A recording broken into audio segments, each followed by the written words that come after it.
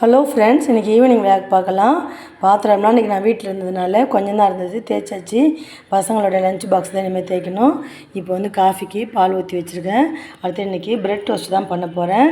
Butter போட்டு நமக்கெல்லாம் bread toast பண்ணி தருவாங்க. ஆனால் பட்டர் இல்லை, நான் நெய் போட்டு தான் இப்போ ப்ரெட் டோஸ்ட் பண்ண போகிறேன். தவாவில் நெய் போட்டிருக்கேன். இப்போ இப்படி பண்ணி வச்சுக்கலாம். இன்றைக்கி குட்டீஸ்க்கு ப்ரெட் டோஸ்ட்டு தான் ஈவினிங் ஸ்நாக்ஸு. இவங்க வந்து எக்குலாம் போட்டு பண்ண அவங்க சாப்பிட மாட்டாங்க. எனக்குமே அது பிடிக்காது. அதுவும் இல்லாமல் இன்றைக்கி சாட்டர்டே, நான் வந்து நான்வெஜ் செய்ய மாட்டேன். நான் வந்து இந்த மாதிரி நெய் போட்டு செஞ்சாலே அவங்க சாப்பிடுவாங்க.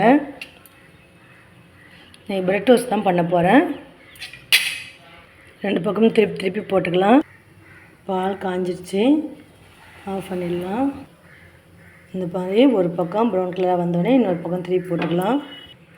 இந்த ப்ரெட் ஸ்லைஸே பாருங்களேன், நல்லா கொஞ்சம் பெருசாக இருக்குது. தோசை தவாவில் வந்து 3 தான் போட முடியுது. இந்த மாதிரி 2 பக்கமும் நல்ல ப்ரௌன் கலராக வந்துருச்சு. இப்போ அதை நம்ம எடுத்துடலாம்.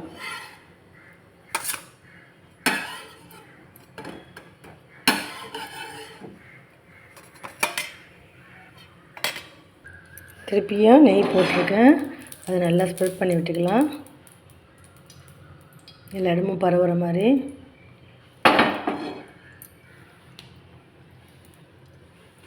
ப்ரெட் ஸ்லைஸ் வச்சுக்கலாம்.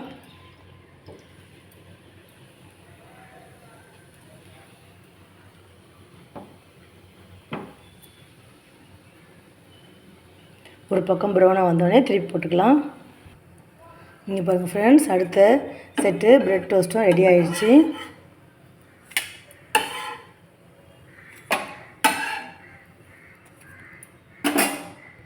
இங்கே பாருங்கள் ஃப்ரெண்ட்ஸ், இதுதான் இன்றைக்கி குட்டீஸோட ஈவினிங் ஸ்நாக்ஸு. இந்த மாதிரி ப்ரெட் டோஸ்ட் பண்ணி சாப்பிட உங்களுக்கு யாருக்கெல்லாம் பிடிக்கும்னு எனக்கு கமெண்ட்ஸில் சொல்லுங்கள்.